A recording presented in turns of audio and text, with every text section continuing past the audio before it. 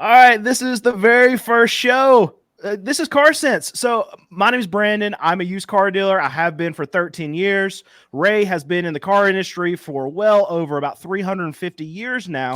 And we're coming to you live on a weekly basis to be able to give you some car information, talk about what's going on in the car market. We're going to help you save some money. Anything that you want us to talk about surrounding the car market, we are here to provide that. Ray, how are you doing today, sir? I want you to know that I had perhaps the best breakfast burrito that I've ever made. It was wonderful. Thank you for giving me the time to fit my lunch into my busy schedule today. So I'm doing just great. I'm thinking about possibly a third cup of coffee.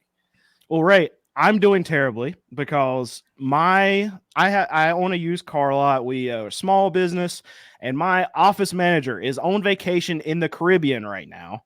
And I don't think we should ever allow employees to ever take vacations because that means I have to do more stuff around here. And I am bitter about it because he's laying in the sun and I get to go change coils for people for our cars. So I don't want to do that. Is your office manager on the Caribbean island where he has his offshore accounts that you don't know about? You know what? Our bank account has gotten a little lighter, and I'm not sure exactly why. So we might have to check into that. Right. Let's see here. Ron, I know he's a regular. We usually see him. Igor's see in the him house all the time. Boom. Yep. We are getting more subscribers. It's a new channel. So if you haven't subscribed, make sure you're hitting that subscribe button. It helps us out a lot. But really today is I won't even call it our first show. What it is basically pilot. It's just show 0. We're here testing things out to make sure nothing blows up before we go live. It's going to be Tuesdays. 1:30 is when we're going to start doing our shows. We're going to be covering car market related topics. We're going to be talking about old dealer stories. We're going to be talking about stuff that I'm seeing in the market through actually being in the market and how it relates to what Ray has seen in the past. We could talk about it a little bit right now. What do you think is a big problem about the car market right now? I still think it's affordability. I've been on the affordability bandwagon for 3 years, where we've just seen prices skyrocket and dealers not care. I mean, between dealers, banks, and manufacturers, they just as a collective group screwed the public. I can't think of a nicer way to say it. So they screwed the public back in 22 and 23, when there was that shortage of new cars, when the average monthly number of new cars that were available was running at around 900,000 when it had been running at about 3.4 to 3.6 million.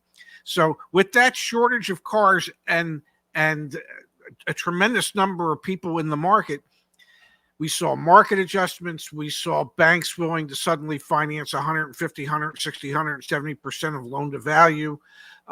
We saw manufacturers say, well, if we only have a limited supply of chips, we're only going to build the expensive stuff. And so that's when the affordability crisis started. And I think we're still in the middle of that affordability crisis today. And even with the Fed lowering the Fed rate by 50 basis points, it's not enough to significantly impact people's payments and making vehicles affordable for them. Yeah, and here's my biggest problem. Because vehicles aren't affordable, people aren't buying many new vehicles and they're not trading in their cars so I can freaking get them. We're having such a hard time being able to go to these auctions and buy good cars. We had no problem 4 years ago being able to go to 3 auctions and buying 25, 30 cars a week.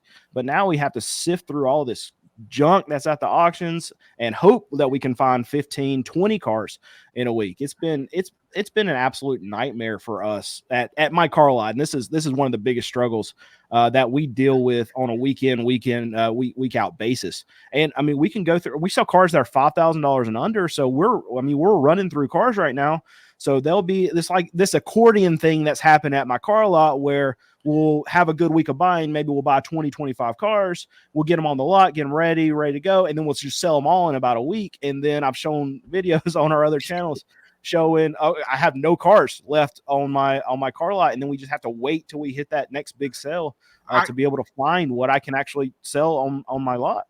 I don't think people understand exactly what type of crapshoot it is for you when you go to the auction to buy cars that you can retail for $5,000 or less. I mean, let's face it, the cars you're buying are not the cream. And the insult comes. I'm ready for it. What was there's no insult. The reality is that what you're trying to buy is not the cream of the crop. It just isn't. And it's of lesser quality to begin with. And I would think in today's world, there's a stronger possibility that something you win at the auction that you've bid the most for, that you figure is going to cost X amount of dollars to recondition to a certain degree to be able to put it on your lot and sell it. Sometimes what you thought is nowhere near what the reality ends up being. You might buy a $1,500 car thinking you're going to spend $1,000. You're going to have $2,500 in it, and you're going to sell it for $3,500 or $4,000. And that sometimes that $1,500 car could be a $1,500 money pit for you. There's no guarantee that what you're buying is going to be serviceable once you get it back to your facility. Okay, so I got a story for you then. So I bought a car from a shady car dealer not too long ago. So we had a guy that Alex is my mechanic. He knows, he sees him at the auction, and he was on his way to the auction to dump this Jeep. That should have been my first warning, right? And he was like, well, we just got this trade in. We don't sell this kind of stuff. I know that you buy in this kind of price range. Do you want to look at it? So Alex drove it and was like, okay, well, it drives good. We scanned it, no problems, whatever. So the guy said $3,000, and it's probably a $4,500 car on our lot. So like, yeah, we'll give you $3,000 for it. And so we had it. So a few days later, he came to bring me the title for it. And he wanted to give me an open title on it. Do you know what an open title is? An open title is he bought the car and he never had it assigned to himself and got a new title with his dealership's name on it.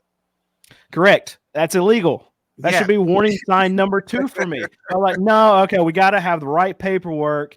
What I need you to do is go back, do the reassignment. We need to put it in your dealership name and then bring me the paperwork. We'll wait on it. No problem. So anyway, they got that to us. We ended up getting this car ready. Everything's well and good. We sold the car. And the next day, that transmission was gone in that car. So what we came to realize is that once you actually drive it long enough to get it really hot, you get it on the interstate or whatever, that's when it actually starts to show its butt. And this dealer was he's about an hour away from us. So that transmission was iffy when he got it to us. There's no way it did not show his butt. So anyway, we get to put a transmission in this Jeep, and I'm probably going to end up losing money. But that's just to show you, do not buy a car from a car dealer, because you'll get especially when it's shady auto sales, which is located right next to Gotcha Motors, ladies and gentlemen. But the thing about it, he had to know what was wrong with this car. And he brought it to us, and he sees us at the auction every week. How can you do? I don't understand how a person can do that.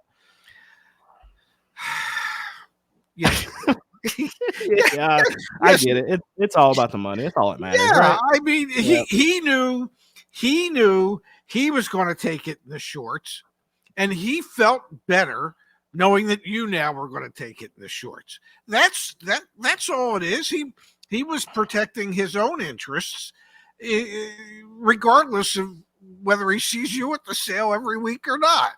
And that's why I say with what you sell, I mean, you really don't know what you're getting into when you have your hand up as the highest bidder. You don't know till you get it back. And I mean, there were times in the new car dealership where I would appraise a car. And I'll never forget when I first started at Mini back in 2010, I guess it was, somewhere around there, and 2010, 2011. And Mini had a situation where the timing chain could go bad because the tensioners went bad, and there could be like what was known as a death rattle. But if it was warmed up, okay, if it had been run for a while, you could appraise the vehicle, you could drive it, you could give it gas, and you wouldn't hear a death rattle. Only when it was cold at first would you hear it. So I remember appraising this Mini, a Mini S, a Cooper hardtop S. There was no death rattle. There was nothing. I didn't even know about the death rattle at that point, but I didn't hear anything. The customer had driven an hour and a half to get to the dealership. So the vehicle doesn't get any warmer than that. Well, we traded the car. The next day it goes into the shop. They come running to me that, well, it needs a timing belt or a timing check. I go, what the hell are you talking about? The owner comes down. He says, don't you know about these death rattles? No, I didn't know about the death rattle, but I can tell you I didn't hear it. He says, you'd hear it when you start it when it's cold. I said, they drove an hour and a half to get here, for goodness sake. You turn it on, you wouldn't have heard anything. And, oh, God, he was so mad at me. But he had 2 BMW stores plus the Mini store. And he went to the Mini service rep and he said, we need your help. You need to reimburse us for this repair. So we got the factory to pay for it. I didn't catch it, but if the factory hadn't paid for it, let's say I appraised the car for $5,000. By the time we would have been done, we would have owned it for $10,000 because anytime a dealership either buys a car at the sale or trades a car, it's a crapshoot. You never know what you're going to find. And it's not like customers don't try and hide the stuff that's wrong with their vehicles before they trade them in, hoping you don't catch it. So I will say it's a little bit better than a crapshoot if you know what you're looking for. So we track our loss rates. So cars that we actually lose money on, and we're right around 5%. So all the cars that if we buy 20 cars, we're going to have one that we lose money on. So and that's all the credit to Alex, my mechanic, for that. I go buy car. The 5% is probably me when I go raise my hand at auction. But we're pretty good, and we buy cars that we have to sell for $5,000 and under. So I think as long as you know what you're looking for, then dealers can do it the right way. As long as you probably have to have a mechanic on staff. That's probably one of the biggest helper out. But I want to point something out. So my wife is in the chat. She's multitasking. She's helping out the shop now, and she's planning my son's 6th birthday. That's this weekend. But she is on our regular shows going to be joining us. She's going to help push me and Ray through. She's going to be able to pull up like topics that we're going to be talking about. She is going to be all a part of the show just as much as me and Ray. So I just wanted to give that shout. It's new show. Make sure you subscribed and go ahead. Well, hopefully she's spending some time tracking down whether or not your office manager does have offshore bank accounts on the island that he's sunbathing on at the moment.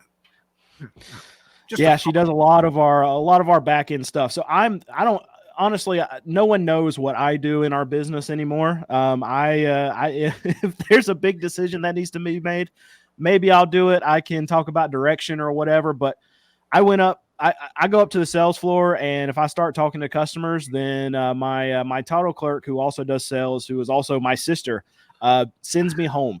And then I go home to my wife, and then I start pacing around my house, and then my wife sends me back up to the shop. So then we just start that whole cycle of being kicked out of everywhere. So then I just go play pickleball or something because nobody wants me anywhere. So that's why we started this new show, is because I need somewhere to come, Ray, and be able to talk. Well, at least you know at 1:30 on Tuesdays what you're going to be doing, and thankfully your lovely wife is going to be part of it. So, you know, it'll be fun. There will be a poop ton of stories that can be shared, and perhaps some that shouldn't be. And you know, I think it can be entertaining, educational, informative.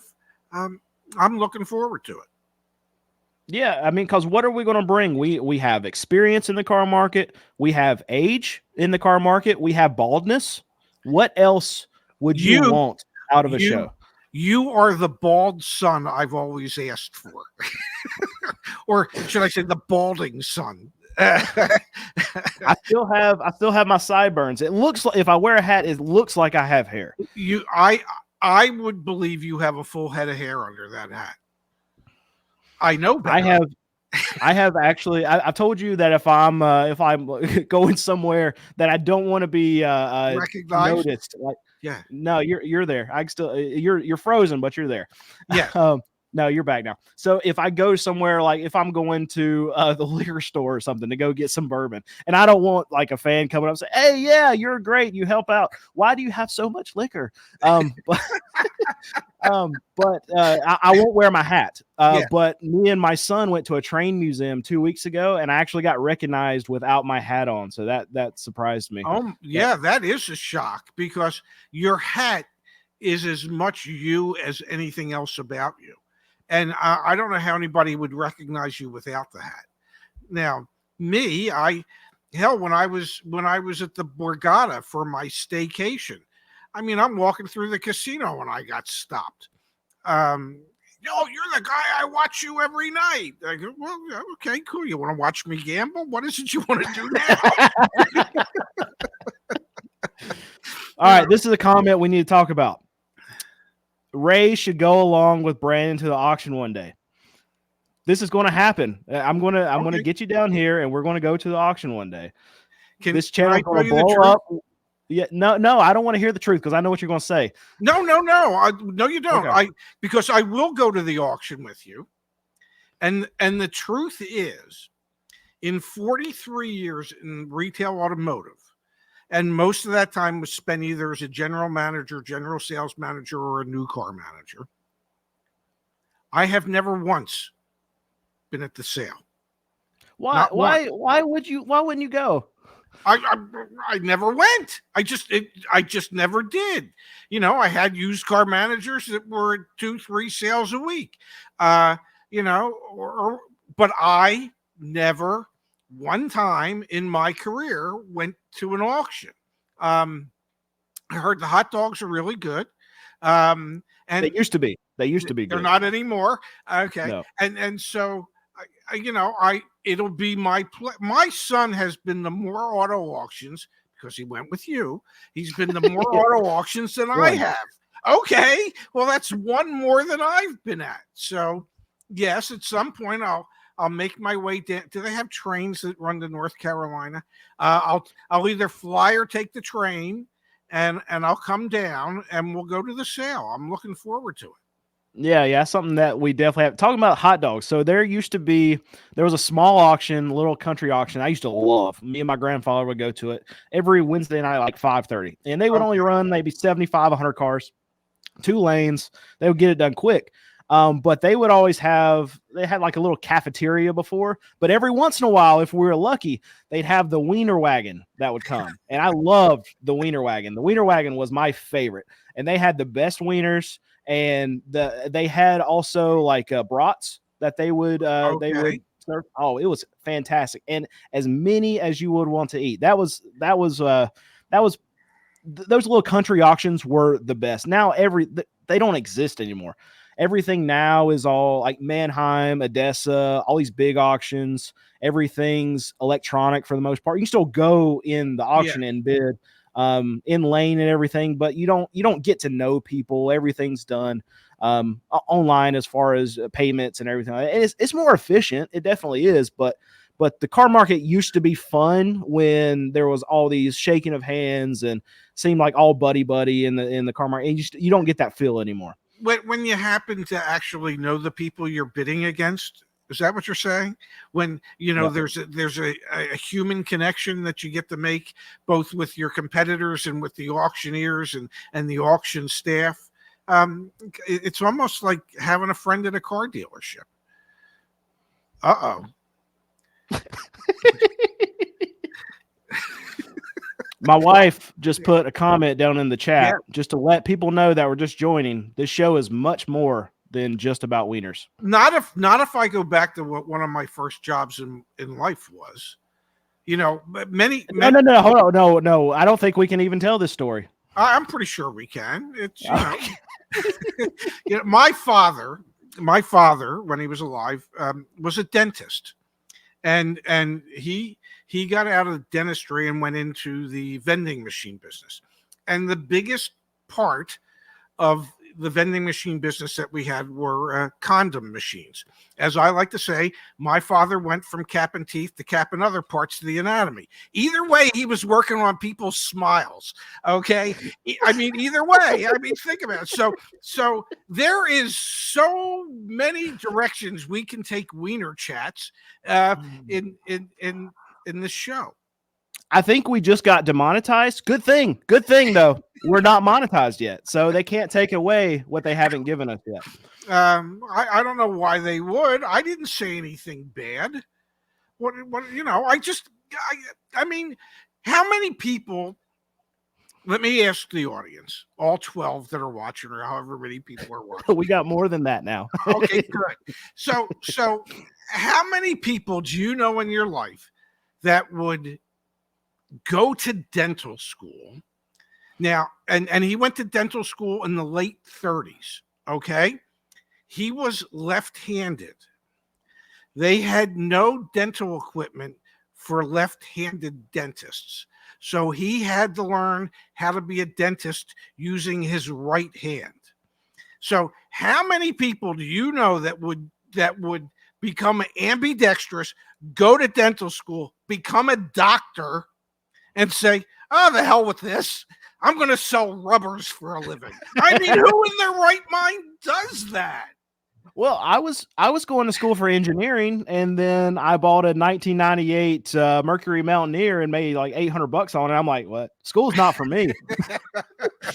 Yeah, I want to sell cars that have 1 billion miles on them, and that I can sell to somebody for $1,500. That's what I want to do. I want to buy every Ford Taurus that's on that lot. And look at you. It has worked. Look at me now. I'm here talking to you.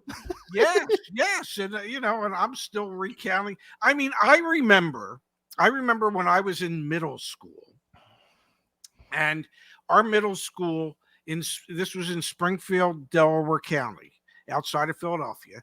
And the middle school that I went to was not far from Baltimore Pike. And there was a diner called the Our Way Diner there. And in the men's room of that diner were, prophylactic machines, condom machines. We're back to this. Okay. And I remember a kid, while we were waiting in line at the cafeteria, say to me, he said, look what I got at the Our Way Diner, because he had put his quarter into the vending machine and got a condom. Middle school, I don't think he really needed it, but what the hell do I know? Because this was back in the 60s. And I looked at him and I said, thank you. I can now afford lunch today. Because little did he know that he was contributing to my family's income. It was wonderful, reaching the hearts and, not necessarily minds of young teens. Yes. All right. So just the recap for our pilot show. Yes. We've talked about car dealers. Yes. The car market. Yes. Wieners. And condoms. Yes. So God only knows what we're going to talk about on Tuesday. But yeah. It could be anything. And I'm sad to say that my wife has been involved in this. Well, I'm sorry, but She sort of kind of volunteered. Oh, Yeah. I don't know where to go next with this. Well, we could get back into cars. Okay. All right. My Tesla broke today. What? Yeah, my used Tesla, it's got 100,000 miles on it. My Model S, the door handle won't come out, so I can open the freaking front door right now. Well, and I'm assuming that's no longer under warranty. No, it's got 100,000 miles. Of course, it's not under warranty. So how do you get into it? Passenger I'm door? so there's I can take a credit card and I Yeah. can kind of lodge it behind the door Yeah. and bend it just a little bit, and then Yeah. it'll pop out just enough so I can get my finger in there before it snaps shut and cuts my fingernail off, my finger off. Yeah. Well, that sounds Yeah. lovely. Yeah. Yeah. So what I'm going to have to do now is it's going to be a good video, but I'm going to go through the whole process of going through Tesla's tech support and get hopefully somebody to come out mobily to me to fix it. Who knows how much that's going to cost? But So you literally can't get into your Tesla. no, I can. All the other doors work, and I can wedge the driver door open. And if I push it right, it'll open it, but it might only open it a little bit, so it's still latched. So Yeah. then it just pisses me off instead Yes. of opening all the way. So then I got to start the whole process over again. So if say you were to get in through the passenger door and then climb over whatever you got to climb over to get into the driver's seat, can you open the door from the inside? Yeah, you can open the door from the inside, Okay. but I can open it from the outside. It's just not easy to do. Does it will it run? Will it start if someone's gotten into the vehicle and they haven't opened the driver's side door? You know what? I don't know the answer to that. I'm assuming just because I have the little key and I just got to be in the car it just stays started. You don't start it. It's always started. But I could just go in and hit it drive. But as long as I have the key inside, my assumption would be it's going to start no matter what door. If I would break the top glass and go in there through, I would assume it would still run. Well, I wouldn't necessarily assume that. And the reason I say that is, they're so proud of their software and all their technologies that it would seem to me that they would probably tie the opening of the driver's side door to the movement of the car. So that if that driver's side door doesn't open, they're not going to allow you to put it into gear to go anywhere. Now that just might be a crazy assumption on my part, but if I were a Tesla owner and someone got a hold of my key, but they couldn't figure out how to get in the car and they broke a window and they climbed in, that the Tesla would be smart enough to not let them go anywhere because the door didn't open. Well, the thing about it is if you have the key, as soon as you approach the car is so smart that it just unlocks all the doors whenever you're walking up with the key. So it doesn't. Most like the Model 3s. I have a 2019 Model S. In the same year Model 3, you can use your phone as the key, but you can't in this year Model S for whatever reason. They didn't add that feature until 2021. So I would prefer that. But either way, there's a lot of downsides with the Tesla I'm driving. But I do enjoy not going to gas stations. That has been fun. Okay. And what is it that you enjoy not going to get? What is it there to enjoy in life by not going to a gas station? I need to know. I have to preface this. So we'll stop right here. I'm a used car dealer and we have like 70, 75 cars. Yeah. I have 2 electric cars. I'm not a Tesla fanboy, so don't think that that's where this channel is going. Not that. I bought it to try it out. Turns out I do like driving it. I enjoy it. But I'm not all on board with technology. That's not what we're doing here. But the convenience of just being able to charge it in my garage every night, like plugging up your cell phone, that's been nice. It saves me time during my day. You just recently moved into a new house, didn't you? Correct. And so you have a garage attached to your house? Yep, and it's not my house is not burned down yet. If that's where you're going with this. Well, I'm thankful that it hasn't. I'm pretty sure I would have known if it had. But my point is, you're comfortable with the thought that that possibility does exist. That if, for whatever reason, if the car door can't open properly now, could there be something in the wiring of that 2019 Tesla of yours that could charge the battery or cause the battery to overheat or arc or start a fire, that if it did, it would not only burn down your garage, but your entire home? That's not a concern?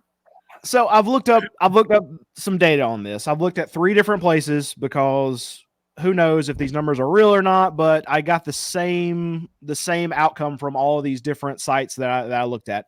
And of the 3 kinds of vehicles, your gas, your hybrid, your EVs, Yes.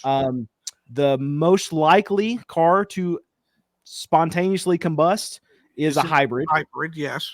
The second is a gas vehicle. Yes. And the third is an EV. Now, the problem is that obviously the EV is going to burn a lot better than the rest of them. A lot hotter. So that's where the thing comes in. But so you're less likely to have your EV catch on fire than any other car that's on the road right now. I get that. And but are you? I mean, there must have been a reason that I think it was the Chevy Bolt at one time, where I remember Zach and I we drove to the airport to BWI, Baltimore Airport, Thurgood Marshall Airport in Baltimore, and there was a sign going into the parking garage that said "No bolts allowed." Okay, because at that time, that's when the bolts were catching fire. And and there have been any number of cases where manufacturers have said to people who have purchased their EVs, even though EVs are less likely to catch on fire, where these manufacturers have said, please do not park your car within 50 feet of your house or near any other vehicles. So when they do combust, they combust at a much higher heat. Spraying water on them is not going to put out the fire. It takes specialized chemicals to put those fires out that many fire departments do not have, especially smaller volunteer fire departments. So I get that there's less of a likelihood. It's one of my irrational fears. Okay. My irrational fear would be if I owned a house that had a garage and the garage was attached and I had an EV, even though it's not very likely that it would catch on fire, mine would be the one that would. It's the same irrational fear that I have about going up in a hot air balloon. Now, I understand that probably 99.9% of hot air balloon rides end well, and that there's 0.01% where they run into a electrical cable, the gondola becomes detached from the balloon, whatever. I am convinced that the day I go up in a hot air balloon is the day that they have that one incident. It's irrational. I get that. But that same irrational thought would be the thought I would have when it comes to an EV. So I'm trying to find this article. There was one from Automotive News. Oh, here we go. There's one from Automotive News talking about how insurance rates for some dealers that are working on EVs are going up. And let me see if I can use technology here. Nope, I don't know how to do it. Let's see. Well, and there's there we go. There it is. Yeah. There you go. Yeah. So it's proving to be a hurdle for a lot of these dealerships that are working in them because they have them so close to other very flammable things that are in these. I mean, you can look at the picture right there. You can see absolutely how close everything is. And if one of these EVs catches fire, if one of the batteries ignites in one of these bays, there's going to be a ripple effect that just goes through the whole, all 16 bays that they have sitting there. The other issue is, as you know, today, the way many service facilities that are attached to dealerships are set up is there's one garage door to go into to enter the garage, and then another garage door at the end to get out of the garage. There's only two entrances or exits. And if there is an issue with an EV fire, that pretty much guarantees that everything inside that garage is going to be destroyed. So that they might have to begin to look at going back to the old way of designing the service facility, where every bay has its own entry door, has its own garage door. So this is what insurance companies are recommending to these dealers to build out so they can actually work on these EVs. You isolate stalls for technicians. This is they keep them away from each other. The stalls should be isolated from other areas of the dealership and service department and separated by a fire barrier with 1 hour radius located nearest to exterior doorways to allow access for firefighters in the event of an emergency. Ray, that sounds like a lot of money. It does. And if it's going to cost the dealerships a lot of money, who do you think ultimately is going to pay for that? Would that be the consumer? Will that be factored into how much of a discount you'll be able to afford to give to a customer? Because, I don't know, the expenses of running the dealership have just gone up. That's a lot of nitrogen they got to sell for that. Oh, my goodness gracious, if they even bother to put it into the tires. Yes. You see that? Yeah, nitrogen cartridges. Yeah, I had a fan send, because I bitch and moan about nitrogen so much that I had a fan send me that in the mail. We used to put the nitrogen in when I first got to the mini store. Every car got nitrogen tire fill, whether you asked for it or not. And I can assure you, this is the best. Well, wow. I was hoping since Cheech and Chong, but I guess Tom and Jerry will do. A different show for that. Yeah, or Fred and Barney. I was going to relate it to Car Talk. Did you ever listen to Car Talk? Absolutely. I love Car Talk. Sundays. Oh, yeah. It's so great. Tom and Ray Magliozzi. Yeah. I thought it was Magliani. That it could be the tap. Or was it Mayazzi? I can't remember. It was they were not, some Italian name. They were not Japanese. Oh, okay. Yeah, they were Italian. It was an Italian name. They were the Tappet brothers. Yeah. Absolutely. Yeah. Our chat knows. There you go. Yeah. Absolutely. Oh, I love that show. That was great. They still broadcast it, even though one of them died like 8 or 10 years ago. But yeah. So you can go on. They still have like a podcast that you can go on and listen to like reruns, and they cut them up and put them together differently, so it feels like a different kind of show. Gotcha. Well, maybe one day they'll do that with you and I. Maybe. Yeah. I doubt it. Nobody wants to listen to this. Well, I hope you're wrong. If we're going to devote the time to it, I certainly hope people will want to listen to it and do listen to it and tell every one of their friends and acquaintances and even strangers on the street that they should subscribe to Car Sense. They would be foolish not to. Yep. So make sure you subscribe to this. Ray, do you want to end it here? Or you want to go longer? It's up to you. I don't care. This is all about whatever you want to do today. Let's see. It's 20 to 3. I do have some stuff to do today. You've got my Tuesday booked out, but you didn't necessarily have my Friday booked out. Well, apparently, my office manager is in the Bahamas right now, so I Yeah. guess I might need to go up there and help with something so they can kick me out of the shop. Well, hopefully you'll have a good time. Um, and I would just check into any offshore accounts or get a forensic accountant in to see exactly where all your money's going, Brandon. Yep, we'll check it. So this show's got to be successful because I might not have any money left after the end of the week. So. This has been fun. Thank you. Yep, going to be fun. Make sure you like, comment, subscribe, do all the fun things. Tuesday, 1:30, we're doing another live show. The plan for the show is that we're going to run a live show for an hour and a half, 2 hours, however long me and Ray feel like we can talk for. And then we're going to cut up that live and post it as videos after the fact. So we will not be posting the live show. So if you want to actually get the whole show in one chunk, make sure you're here Tuesday, 1:30 Eastern time. That's the plan.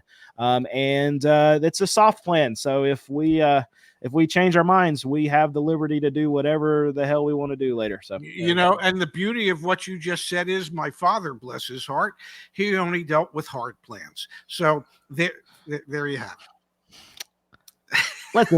We'll end on that. Do we need another recap? I don't think so. I don't think so. All right. Thank you guys for watching. Thanks, everybody. Yeah.